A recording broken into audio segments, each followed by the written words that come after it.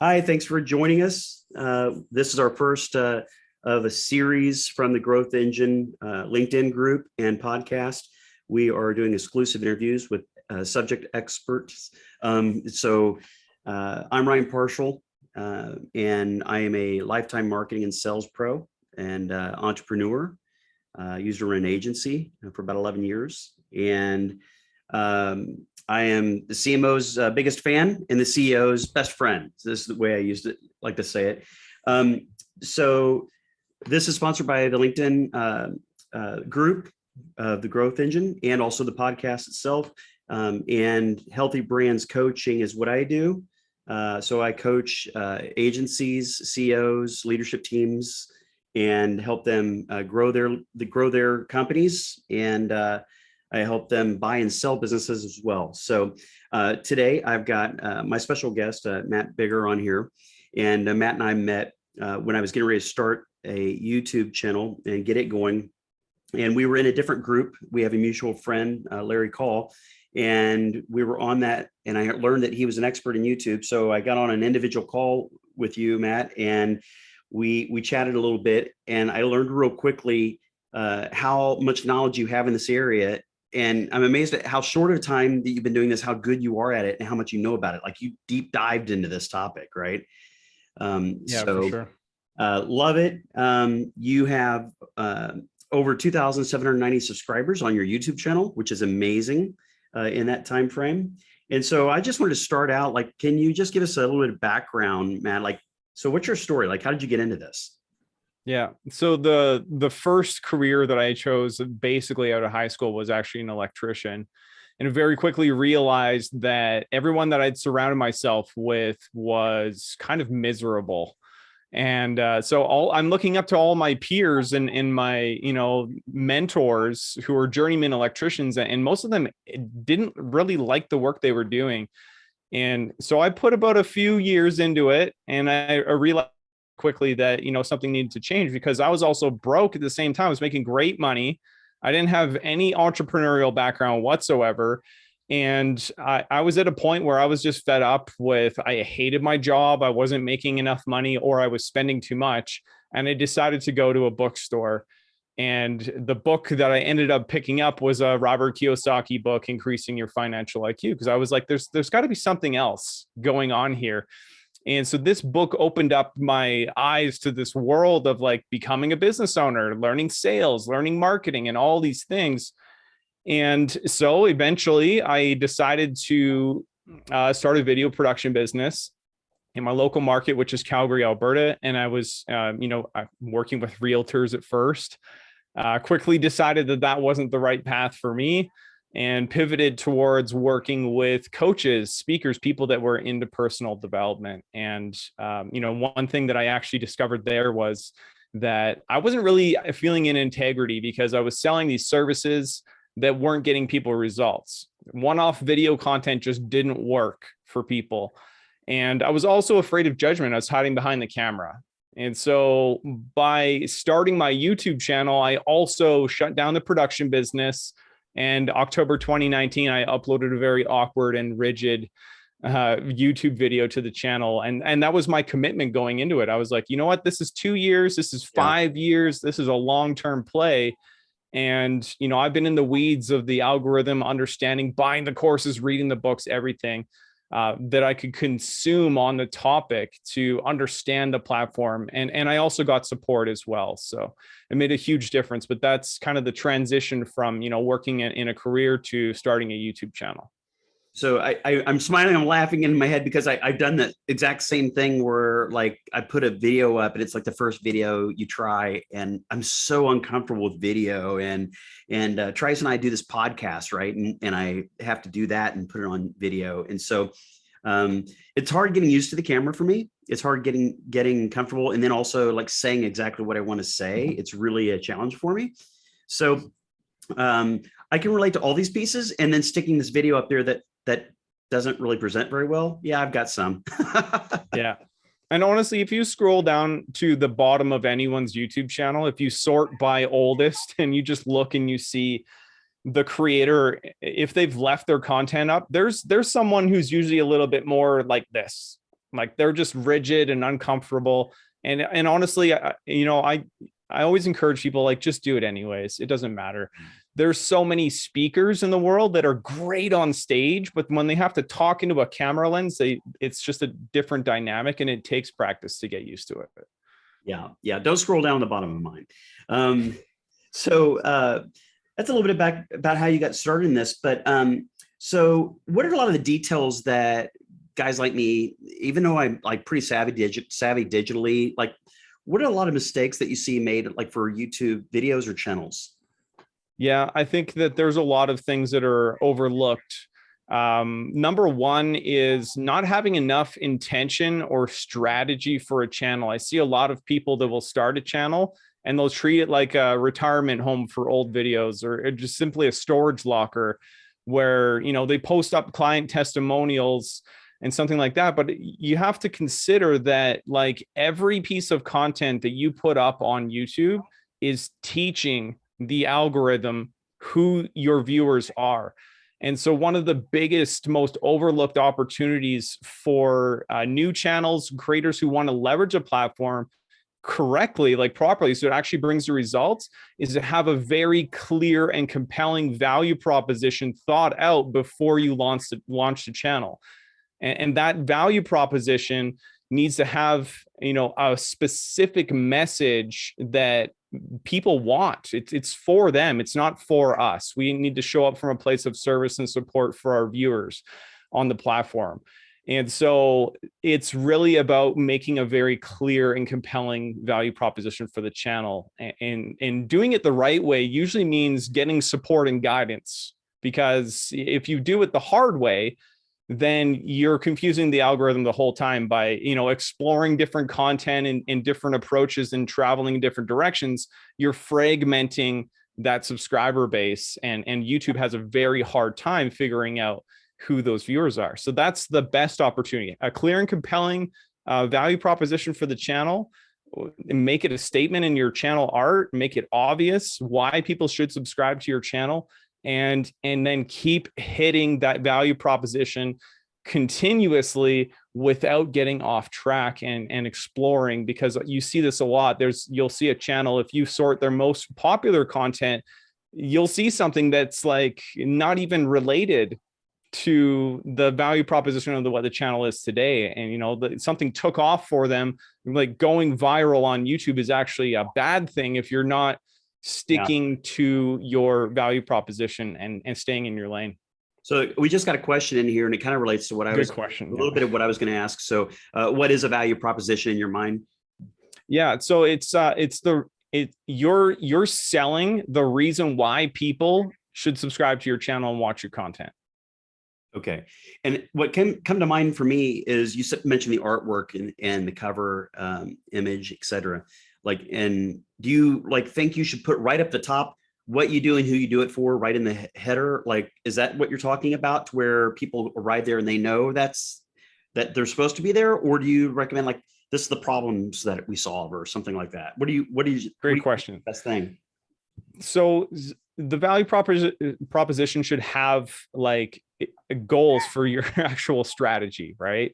So we don't actually necessarily put it into the channel art. We want to have a core message that comes from the value proposition and convey that information as concisely and short as possible. So you don't want to fill up a whole bunch of text. And Netflix, actually, I know we're getting a little bit ahead of ourselves in terms of thumbnails and visuals, but Netflix is one of the companies in the world that does a tremendous amount of research and investing resources into what thumbnails work to get people to click on and watch content. And one of the things they were actually able to share was that the fewer objects, which is a subject, graphics, logos, text, fewer is better.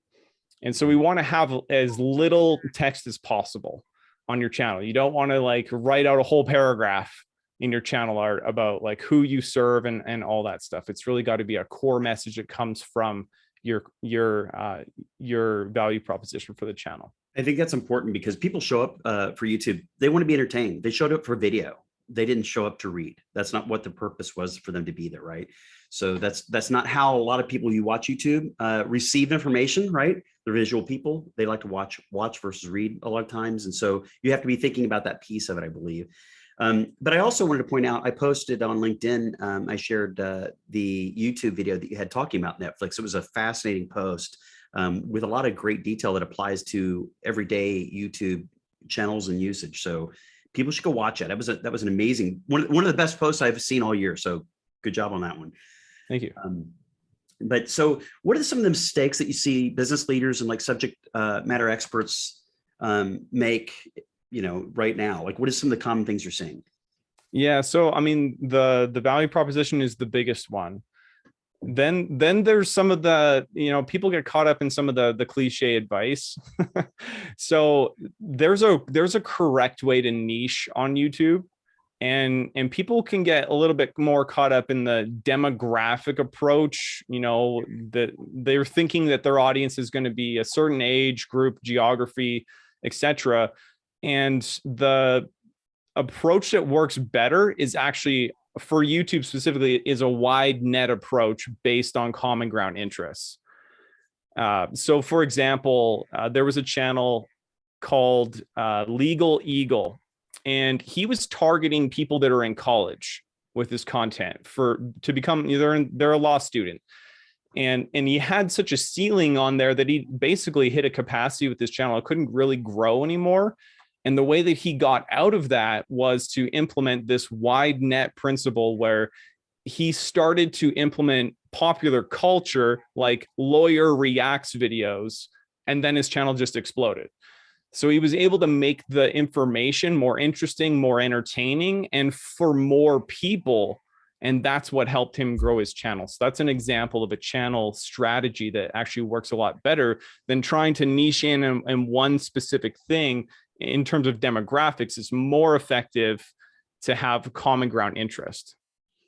Gotcha. You brought up that younger audience thing, and I find that if they're starting their career or getting ready to start their career, like they are really at the point where their ears are opened up. They're looking for tips and advice in a way that people who are more experienced and been in their career longer, they don't like seek it quite as much usually. And so I love hitting that younger audience, and especially on YouTube, because they do watch video more than they read a lot. So that's a good point, and I love that. So what's some maybe some tips or advice that you would give somebody who's just starting a YouTube channel? Because you and I talked the other day, and we talked quite a bit. Like people, I didn't just meet Matt once and jump him onto here. Like we've had many conversations and have enjoyed him. And we talked a lot about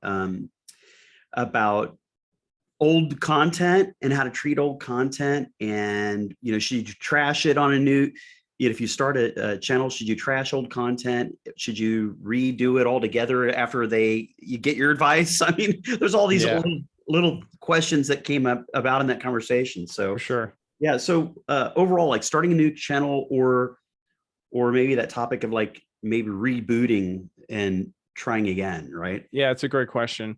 So a lot of the times, doing triage, going in and trying to clean up a mess is more trouble than it's worth. It just depends. So, and we see this a lot on the platform. Creators will explore their passions, they'll fragment their audience, and then they'll figure something will click. And hopefully that thing that clicks is something that they're actually passionate about, because you got to keep hitting that topic, right? And so that's one thing that I would say is it can actually be more effective to launch a brand new channel than it can be to go and fix something that is a bit of a mess. And the other thing I also see is a lot of people will try to they'll try so hard to make something else work for YouTube that doesn't work. So they'll dust off their hard drives. Like, I've got all these old videos and I'm just going to post them up on YouTube. And there's not enough intention or strategy behind that for that content to actually work in terms of high performing content on YouTube. And then the other one is they'll do Facebook lives, and then they'll just go and throw them on YouTube. And it doesn't work. So personally, I like working with people when they're ready to launch a brand new channel, versus trying to get in there and clean something up or completely change the direction of a channel. And honestly, from my own experience, I made a tutorial channel. The idea for my initial channel was a DIY video marketing channel. And I covered everything from production to personal branding. And I was all over the place. And I hit a ceiling. And I also got burnt out because I felt like I was just making a bunch of Me Too content that was low quality, tutorials that you could get anywhere else.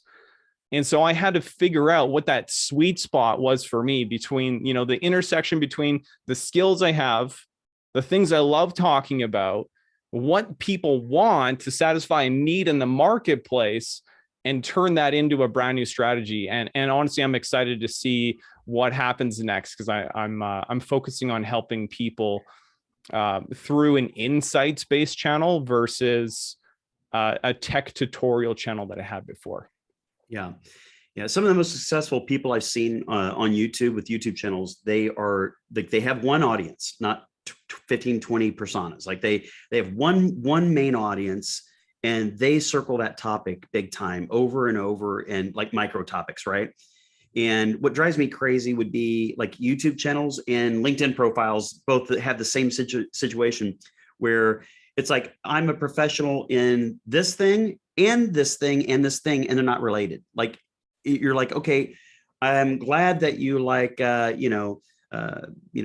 soccer. I'm glad that you like dance. I like, glad that you like foreign affairs, but that's not what you do. Like it has nothing to do with how you're making money, or it just confuses me. I don't know what this person's real value is and what they're truly offering and what I can get from them. So I tend to avoid those people doing business with them, because I don't know where they're at in their own head. Like, are they really serious about what they're doing, or are they spread out? Are they specialists? They said they were, but I don't see that in their channels. Like they have 3 different playlists, and they're all different stuff, So this is what you can do to simplify this. When it comes to a YouTube channel strategy, think of your channel as a show, not a network, right? So a network has lots of different content in different subject matter, but a show always has the same value proposition. How many seasons of Seinfeld were there? Literally, the value proposition of Seinfeld never changed from the beginning to the end. That's true. Which is our podcast is called a show, not a podcast. The Growth Engine Show, not podcast. And so sometimes I'll screw up and I'll say podcast, but we intend it to be a show, and we want you to tune in for every episode, right?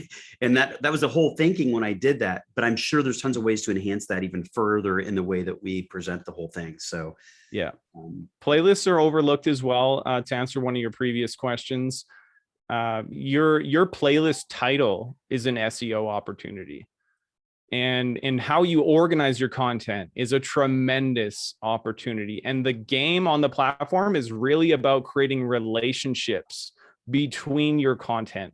And if you can actually, so if we're talking about programming a show, like programming a channel, teaching the algorithm who our ideal viewers are, the way you do that is to encourage someone to watch from one video to the next one. That click-through relationship from video A to B is gold for the algorithm to understand who your ideal viewers are. And the more that happens, the more YouTube understands where to suggest your content in features like browse and suggested.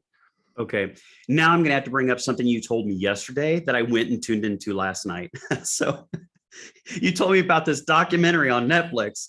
The G Word is the name of it, the G Word. And so I started tuning into the first episode, and I was going to quit after the first one and go do something else. I mean, it was interesting, but I was like, okay, I'll watch one episode. At the end of it, they like moved right out of the first one into the second one and then cut it off. Like it was almost looked like a glitch. Yeah. Like they cut it off, and I'm like, well, wait a minute, what were they getting ready to do? They intentfully show something that's eye appealing or say something that's really like, it captures your ear, right? And it's like, oh, what? And then it rolls into the next episode, and you have to watch it because they hooked you. That rollover feature is key, but it's definitely the compelling nature of, I'm a human being, I'm curious, and I want to find out what happens next. Yeah. And Netflix is brilliant at that. And so are some of the best creators on the YouTube platform, is giving people a reason. You came for this, and here's the thing that you wanted. But by the way, you also need to know this next thing. So watch this next video. Yeah, which is important. Like I'm thinking about the way that Trice and I do our shows is they'll be very locked on one subject, right? Well, that subject itself may be kind of interesting to somebody if that's a topic they're interested in, maybe not, but the next one might be a 5-star episode for them, right? And I'm thinking like, if they saw that or the one before even, and they understood what other episodes were out there in a quick visual like that, I mean, we would be able to lead people from one to the next really easily. So we just need a good producer. I also have an idea for you, Ryan, and this applies to anyone who has a podcast-based kind of YouTube channel, and that is to do a little bit of extra work at the end of your recording and record your introduction based on what happened. So you have to kind of like be taking notes during that session to, thinking about what are these golden nuggets that I can then put into the front of the video. Mm-hmm. So it's not like, an average introduction, because this is one of the most critical aspects of a high performing piece of content on YouTube. Like, yes, you've got to hook them in with a great title. It's got to be something that people want to click on. And then you need to back that up with a great thumbnail that, that draws their attention. And then your opening of your content is absolutely critical. So if you take that time to actually record a fresh introduction that pulls those golden nuggets into it to let people know that this is the value of this piece of content, they're going to be more likely to stick around. And that's the game, right? We need average view duration. It's one of the most important metrics to target on your channel. It is. Does that help you in their algorithm, for YouTube's algorithm? Is that one of the? Yeah. So, I mean, the simplest way to look at this is, what is YouTube's goal? YouTube's goal is to make money off of ad revenue. And how do they do that? They need people to stay on the platform and consume content. That's as simple as it is. So their goal is really to suggest content that is proven people want to watch. They stick around, they watch a large portion of it. 50% or more is actually really good. Okay. So it all starts with that title and the thumbnail. You've got to earn that click first. And then once you've done that, you got to keep people watching as long as possible. It is interesting that when video first was being used online a lot, and I know we built websites when I had my agency, it was this whole thing of don't make a video longer than 2 minutes. And I heard everything from 1 minute to 3 minutes, like don't make it longer than that. Well, now we're seeing this complete flip of this where they're saying there is no limit, like there is no time limit. Podcasts are saying, go ahead, go an hour, a little bit more if you want to. Like, and I know people who did podcasts that said their sweet spot was 15 minutes because it's drive time. Like, what's going on with this? Is there, what do you think of when it's time? Like, this is one of my favorite questions. Okay. Right. Because there's a lot of misinformation out there about like, oh, people are like goldfish, or attention spans being reduced. People that consume TikTok content have lower attention spans, like that kind of thing. Cause you're just scrolling constantly. Right. And you're getting lots of dopamine hits constantly. And the truth is, the film industry is thriving. Will people go to a theater and watch 2 hours of content? Yes, they will, because there's a great story. There's something that happens in that content that keeps you watching. And so we can adapt some of these strategies to our content to help them create better viewer experiences. Where can we put in a story? How can we use analogies? How can we make this content more relatable so that it's an experience for someone to consume it? And then the question of how long is it doesn't matter. It's not about like YouTube Shorts, it's 60 seconds. Mm-hmm. It's a different type of content, but 10-minute content can work great on YouTube too. 15 minutes, 20 minutes, half an hour, as long as they're getting something out of the experience. And so we have to be relentless in cutting like the fluff out of your content and trying to do things like add visual elements on top of it. It just depends on how much work you really want to put into it. But that's where the platform's going. So if you look at like YouTube's viewing Netflix as its biggest competitor, so it's going to become increasingly more important over time to create engaging content that people want to watch. High quality content is going to perform very well, whereas the grassroots of the platform has been all about SEO. And there's a lot of creators on the platform right now that sell courses that teach you this approach still. And yes, keyword strategy is important, but it should not be the emphasis of your channel strategy. And it was for me, it's a mistake that I made because I was chasing these shiny objects known as keywords in order to try to hit something that was going to work effectively. But I was doing that for me. I was doing it for the wrong reasons. I wasn't thinking about the viewer and creating a compelling core message, a great value proposition for the channel, and staying on track and delivering on that promise. So I want to hit on that SEO thing for a second, and then I want to go over to call to actions. And because most people are not doing this for the fun of it. Like most people are having to force themselves to get into this and do this. And so they're doing it because they need leads. They need clients and revenue and money. And so at the end of the game, I think that's what the bulk of people are trying to do. So on the SEO side, I was given a few tips from a friend, and he told me like, do this, do this, do this. And then I linked it up. I have a ton of SEO background. I did it for years at my own agency and trained and taught it to others.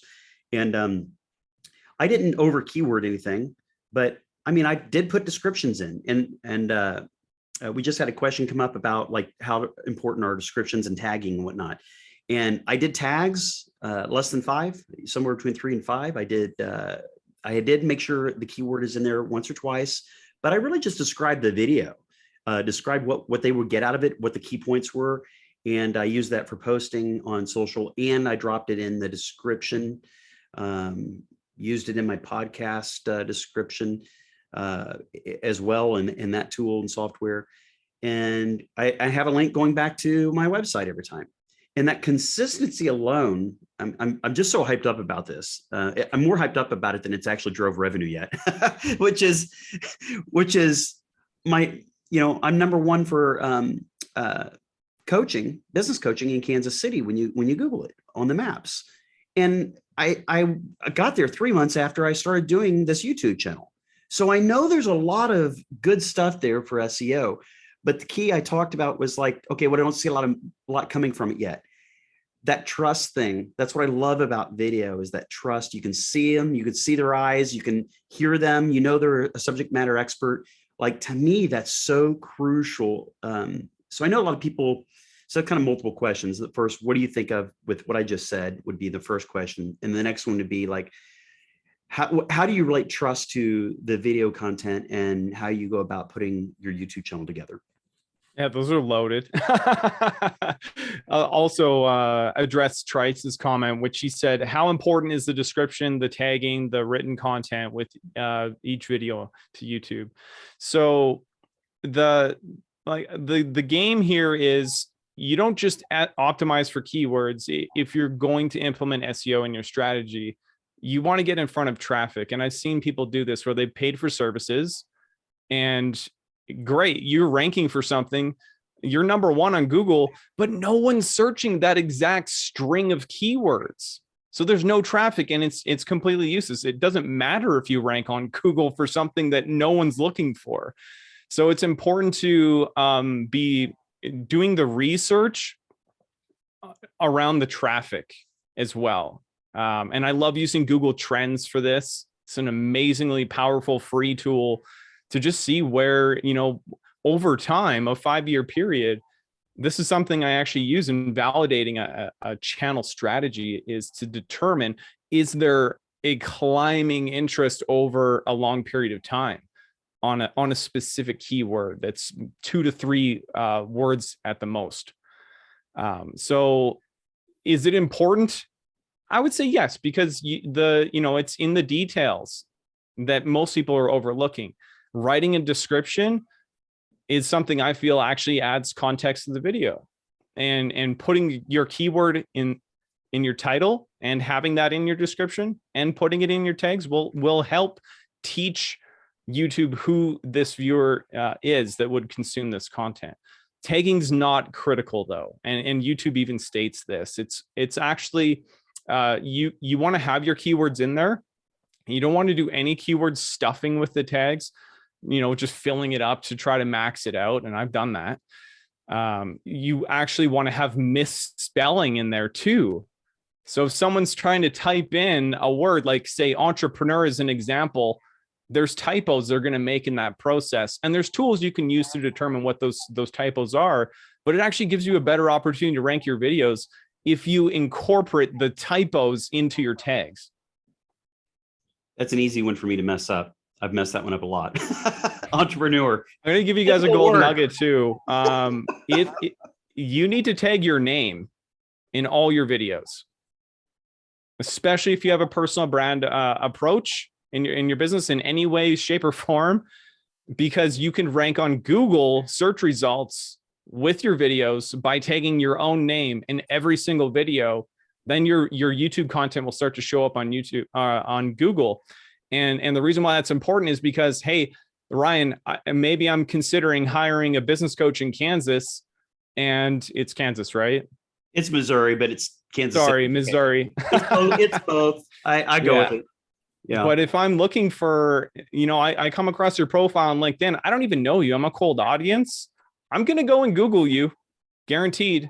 And if you've tagged your name in your YouTube content, then your stuff is going to come up. And then this is how you do exactly what you were talking about, right? With building the trust, building subject matter authority and credibility with your content. It's really powerful. I actually did that. I actually Googled your name, and you're right. That exact thing happened. So good. That's great advice. So good. I think we answered Trice's question on that piece of it. Let's go to trust. Because to me, it's trust before call to action. And that the call to action was my last question I had on this. Yes. So on trust, like I always, people today after COVID, they were like, hey, can we just do a phone call? Like I'm tired of doing Zoom meetings or whatever. And I'm like, no, I love Zoom meetings because I can see people's eyes. I can see them. Like, I think they can see I'm sincere, honest, passionate about what I do. And how do you relate trust to the videos or how you treat the videos? Yeah, I actually want to take a sideways approach to this because there's a lot of advice out there about, being authentic.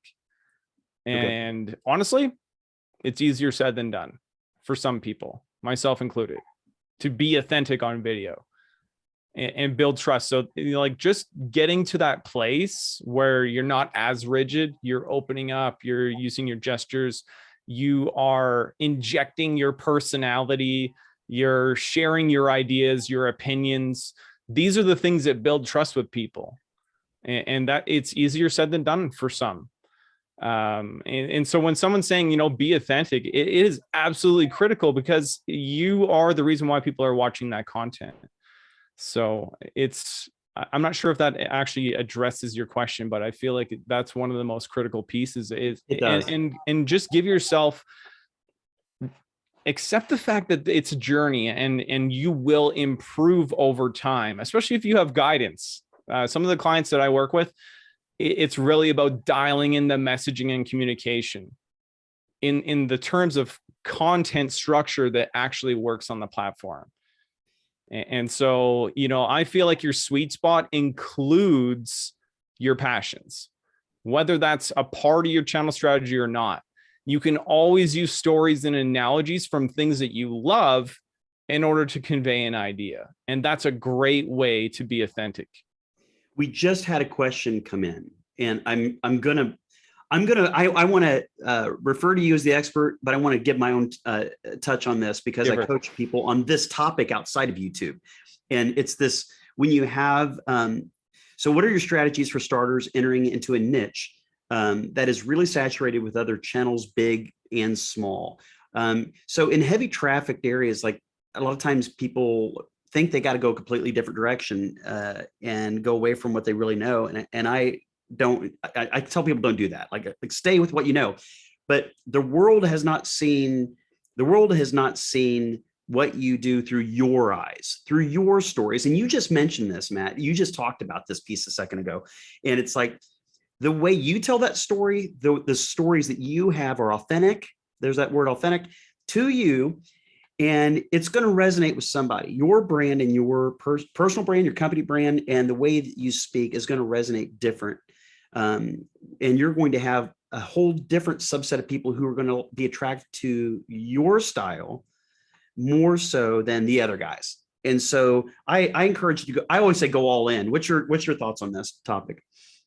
I love it. That's a great answer, honestly. If you're getting into a saturated niche and you're trying to figure out essentially what you need to do is figure out what your content sweet spot is. And that's a combination of your passions and skills, the knowledge that you have, your expertise, and bringing in that piece of like what you actually love. And that's your uniqueness. That's how you stand out. When you lean into that stuff, you can't go wrong with it. So I definitely always encourage people like explore the combinations of skills instead of like starting a channel that's about, say, for example, lead generation as a topic, which, by the way, you wouldn't want to teach sales and branding and marketing. You want to stay in your lane if you're starting a channel about lead generation and keep hitting that same topic over and over. That's a saturated niche, though, on the platform. So how do you stand out? Well, the truth is YouTube actually likes to promote new content. So there's always opportunities. Like if there's a top performing video that's 5 years old and it's got millions of views on it, you have an opportunity to make something new from your perspective. And everything you said was totally correct. I 100% agree with you. Every person who starts a channel is unique, and whether you're on camera or not doesn't matter.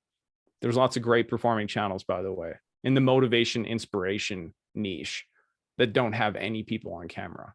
Yeah. I like hearing different people's opinions about the same topic. Sometimes they align, sometimes they don't. Sometimes one sounds like a better option for me to go do and implement myself because their personality is more like mine than the other guy who's like maybe a, real aggressive type A type of personality that isn't. I always say I'm a B+ or an A-.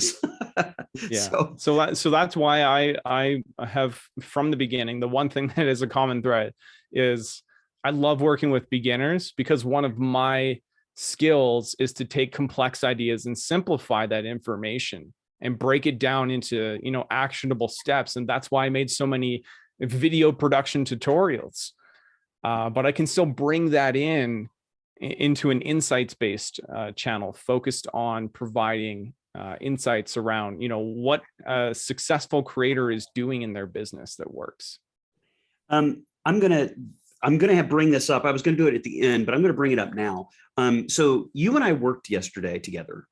We worked on a content sweet spot exercise, a session that you do with people, and it's amazing. You brought up that you like working with starters, but the interesting thing is, I'm no young chicken. I'm 51 years old, and I have a ton of experience. I'm not going to hide it. I love the experience that I've gotten and worked hard to get it. And so, but it makes it harder in some ways to focus. Like you talked about, like not bringing up sales and marketing and branding and lead gen and all these things. But I want to, right? And it's confusing because you can't succeed very well, or you have more success if you lock and load in one area. And I went through this exercise with you, and I thought it was amazing because with all my experience in helping others do something similar and helping them focus through my coaching and through branding and marketing, I couldn't focus. Sometimes it's harder to do it for yourself, and this exercise you took me through in the session was a real eye opener. I mean, in a very short time, it was like 30, 40 minutes. We had cut through all the minutia and been able to focus on the thing that's first and foremost, then what's next, and then third, and then kind of whatever everything else is kind of like should just go away. And that clarity was awesome. for not just beginners and starters, but for somebody really experienced. And so, I don't know. I appreciate that session. I thought it was very valuable. Yeah. And I totally get what you're saying, especially, a business coach, you have a lot of different areas of expertise. So the hard part is, it's not necessarily that you can't explore those other topics. It's more that you need to focus on the value proposition of your channel so that you've got a clear and compelling core message that keeps you on track despite exploring different types of topics.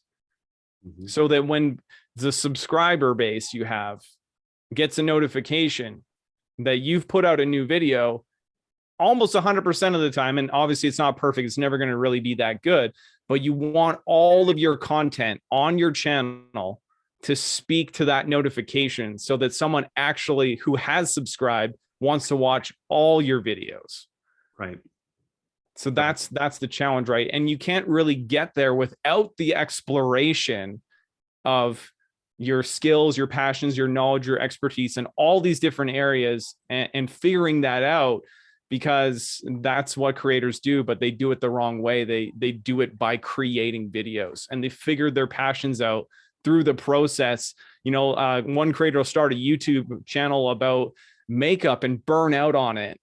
And then she'll, have to she'll pivot into something completely different. Mm-hmm. And then it's just like, you're dragging yourself down. You're trying to course correct this ship. And it takes a tremendous amount of effort to do that. So that's why it's so key to make sure that you stay on track with a core message for your channel. How do we get the traffic? How do we get this? Do we use LinkedIn? Do we use LinkedIn? Do we use Facebook? How do we get people to these videos? I mean, we need a volume. I know it's a quantity and a quality game, both when it comes to lead generation that a lot of people use this for.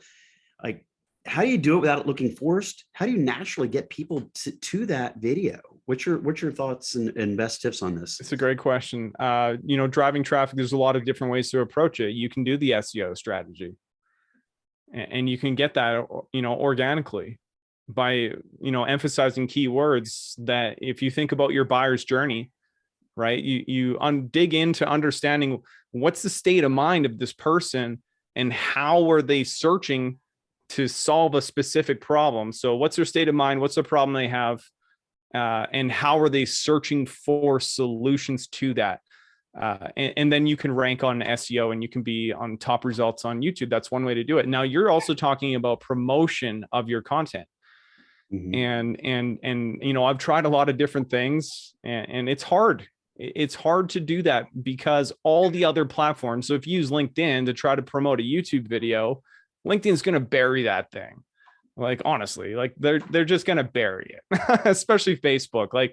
You put a link in anything on Facebook, it's dead. So it's very difficult to promote your content off platform. I feel like you have to create something that actually provides value for that platform, and then use that hook principle of, if you're curious to learn more, then go and check out the video.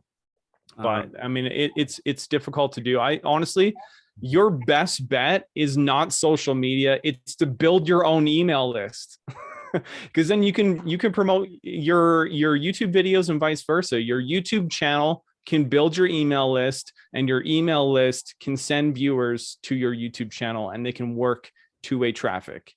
You mean I can actually use this old database marketing experience I've got?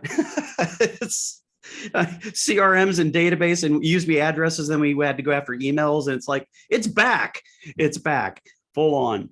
So that's great. I would say the challenge is aligning the value proposition of your YouTube channel with your email subscribers, making sure they're the same. Okay. Right. So if you built an email list with, people from all different kinds of interests, it may not necessarily help that much. And one more thing on this topic, you can invite friends and family to subscribe to your channel, but don't unless they're interested in your subject matter expertise, the topic of your channel. I have friends ask me, "Oh, you have a YouTube channel?"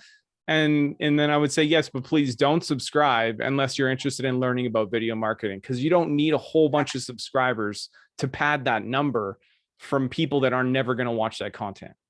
Yeah. Yeah. Guess who found my Facebook business page? Yeah, my mom. Yeah. Like, thanks, Mom. Yeah, Thanks for my the mom comment, always tells Mom. me every video I post, she's like, that's the best. It's great. I'm like, thanks. That's not helpful. Yeah. It's so embarrassing. I feel like my teenage son when I show up for anything right now, he's like embarrassed that I'm even seen or there, right? That's exactly what's going on. Well, okay, so we have another question that came in. Do you guys have channels in a competitive niche? What has been an example of executing content for your niche that makes you unique without losing engagement? That's a loaded question. Let's break I like it the apart. question because it's entered my mind a lot. Yeah. Okay. So initially my channel was about DIY video marketing. Is that a competitive niche? Yes. There are lots of people talking about production. There's lots of people talking about video marketing. I was trying to do both, so it was the wrong approach. But I had videos that popped off, and it was there's an app for your phone. It's called Filmic Pro. It gives you production, like quality controls over your phone, so you can dial in your video settings using your phone to record videos. And the developer caught wind of it. I don't know how. They saw it, they shared it, and then it took off. And I grew a large subscriber base of filmmaker hobbyists, right? So that's why we have to be very intentional with our strategy, because that wasn't necessarily who I was looking to subscribe to the channel. So the question, do you guys have a channels in a competitive niche? Yes. What has been an example of executing content for your niche that makes you unique without losing engagement? So the uniqueness comes from your personality, your ability to convey ideas, to provide insights, to share analogies, to connect with your viewer. Engagement comes from asking great questions that are easy to answer. So you want to actually, like, I script my videos, I plan them thoroughly, and I will strategically inject a question when I remember to do that. I don't always do this, but you want to think about, like, what is the topic that you're talking about that's relatable for your viewer, and then ask them to comment. It's somewhere around the halfway mark in your video. Don't leave it to the end, because then you end up stacking too many calls to action. Right. So if you want people to engage with the content, which is, I'm assuming that's what you meant by engagement, it is to incorporate asking great questions to the viewer in the content. Yeah.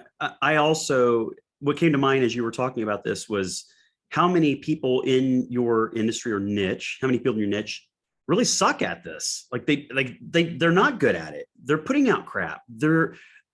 All their content is around their product or services, not around your needs and problems. And right. You can hear that in the way that they talk and speak.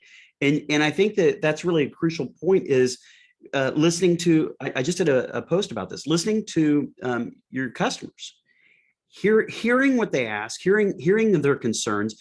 And then like you go into your email and looking, what are the last, 5 to 10 questions people asked when they sent them to me? Like hear them and respond, and you're dead on with your topics versus the people who are trying to try too hard. They're trying hard, right? Yeah. And you can see that. So I think you eliminate the bulk of your competition in this niche when you do that thing. A lot of struggle comes from trying to do your content for you instead of for them. And this is Servant Leadership 101. We can pull a lot of great stuff from Jim Collins' Good to Great in his book, right? He talks about the hedgehog concept. That's essentially your value proposition for your YouTube channel. He also talks about servant leadership, showing up from a place of service and support and obsessing over developing skills that create a great viewer experience, because I'm here to serve and support them. This isn't for me. If I do it for me, I'm going to create content that I want to make, and it's going to pull me in 100 directions, and I'm going to fragment my audience. So you have to do, and the other thing you can see with the channel that is they're focused on themselves, and it's not necessarily like, it's just something that human beings can do. It's not necessarily good or bad. I think it's just misdirected. And they'll actually, you'll see either the same templated thumbnail 100%. I don't know if you're doing that, Ryan. I haven't checked your channel, but they'll have the exact same thumbnail. And then they'll write out a title. So a skill that's worth developing is, how do I write a great title? What does it look like? What words are capitalized? Where's the keyword? Is this compelling?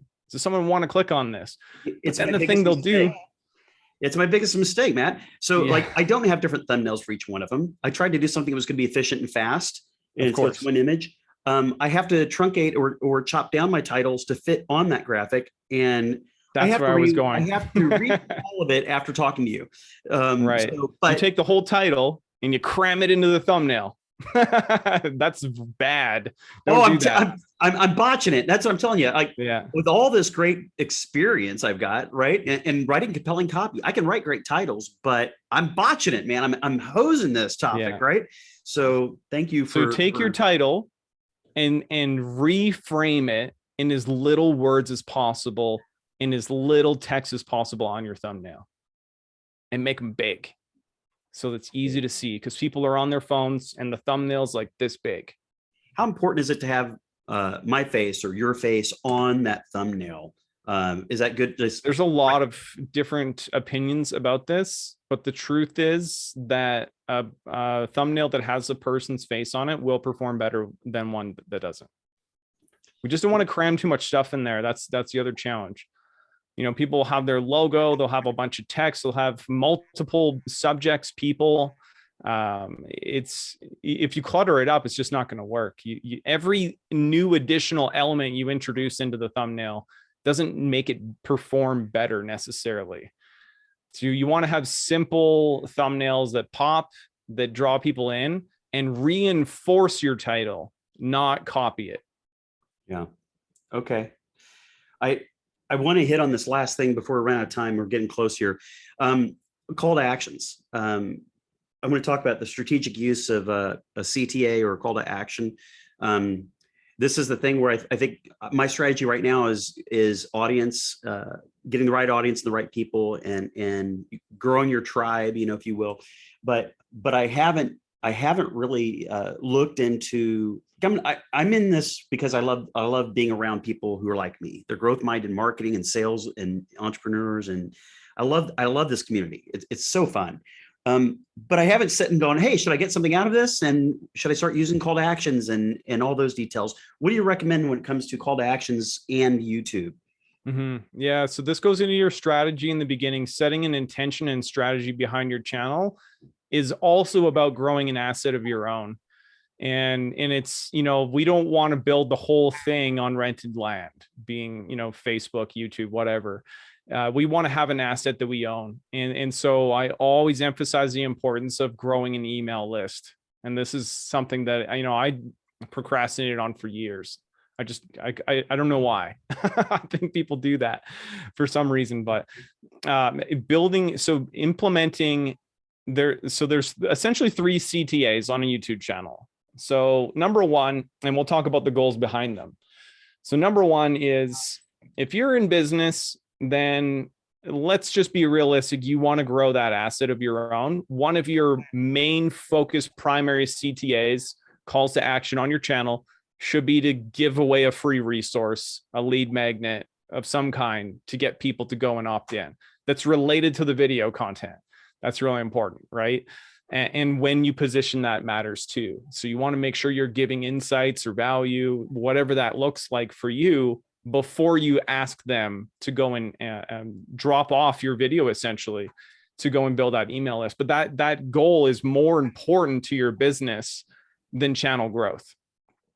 And then the other call to action is going to be, subscribe to my channel for more. Turn on those notifications. You've all heard this from different creators, and there's different opinions about this.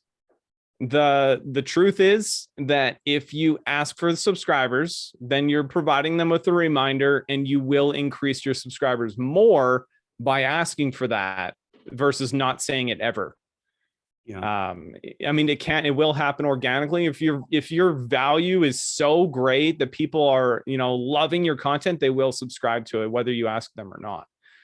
I mean, that's the ultimate, right? I So, built my agency on contractor lead generation, and for home service types of businesses, lawn care, roofing, HVAC, and I learned something in that business, which was in trial and error, was tell them the one thing you want them to do and how you want them to do it, like contact, like it's one thing. You can't make it very clear. Don't tell them, like I used to have people want 4 or 5 offers on one thing. And it's like, experience tells me no, make one really good one and maybe a second one. But I noticed the results were always higher if I could really say one thing and mean it.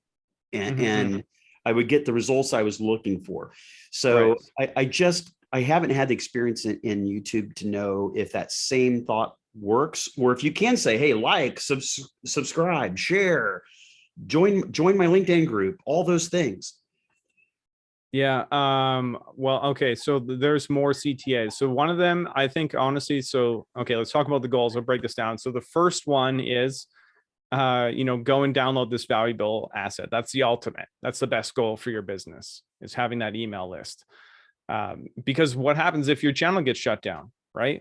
It can happen. People get shut down all the time, mostly because of copyright strikes, but we're not going to get into that today. So that's the number one. That's the ultimate. And then the second one is watch another video on my channel because you want to grow it. And the result of doing that is YouTube will know how to suggest your content for you to new viewers who don't know you. And so that's a really important call to action for channel growth, is to get people to watch another video. And that's got to happen in the last 20 seconds of your video, right? YouTube gives you the opportunity to add what's called end cards to the end of your video. You can call out another piece of content and hopefully someone clicks through and watches another one, which is gold. And even if it's only 2% of your viewers that click through, it still learns a lot of information about who your ideal viewers are. The other call to action is, like and subscribe. I wouldn't say like, subscribe, share, join my community. It's just too much. You water down your call to action by putting too many things at once. So I'd like to have graphics, actually, animated graphics, a pop up with a thumb, right? To give someone a visual cue, like, hey, at a key moment, if you're liking this, then I could call it out and ask them to. But having that come up is a quick reminder to, like this video. It helps a lot with the algorithm.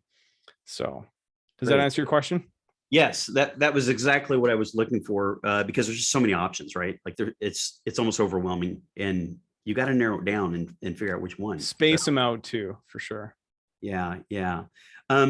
So just scanning here, I think, on the topic of asset ownership, how important is a brand and personal website on WordPress or Wix, versus a social media presence? Wherever it is. And I'm sure you're probably like, you want to answer this one. I know you. I would say absolutely critical. You should have something of your own, for sure. It's kind of like HubSpot inbound marketing strategy, right? Like your content's purpose is to send people to a hub. Your website is your hub.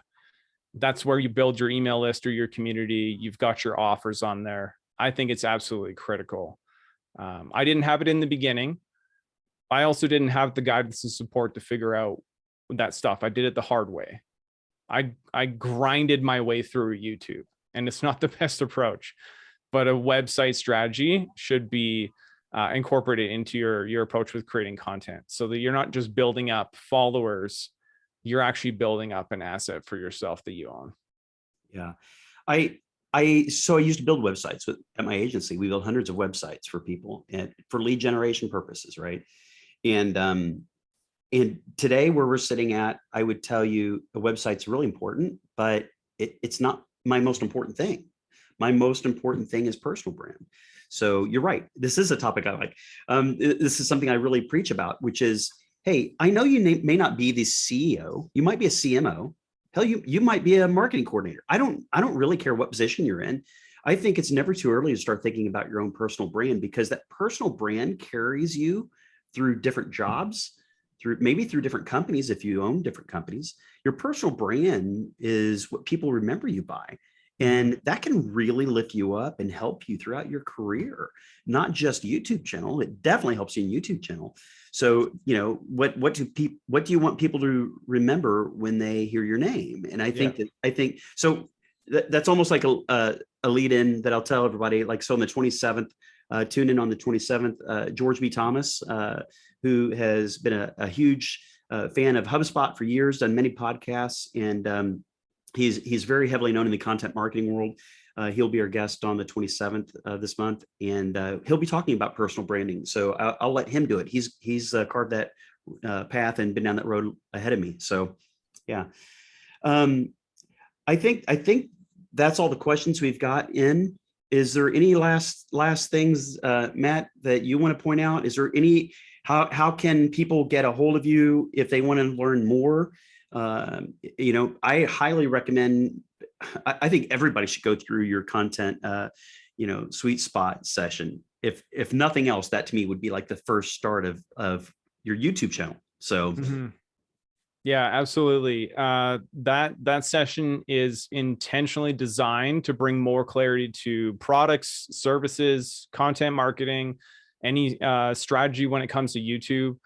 And it helps you explore the intersection between, what you know and what you love. And that's how you avoid burnout. You know what I mean? Like if you're actually fired up about your subject matter and you're excited about it, then it's less of a chore, and making video content can be fun for you. And so that's what that session would do for you. I'm happy to connect with anyone here on LinkedIn. Since that's where the event was hosted, please feel free to reach out, send an invitation to connect. And there's a link to book the content sweet spot session right there on my profile. I'd be happy to help you out with that. Awesome. Well, I appreciate your time today, man. I think everybody else does too. And that's the end of our show today. Right? And tune in on the 27th. So I appreciate it. Thank you. You bet.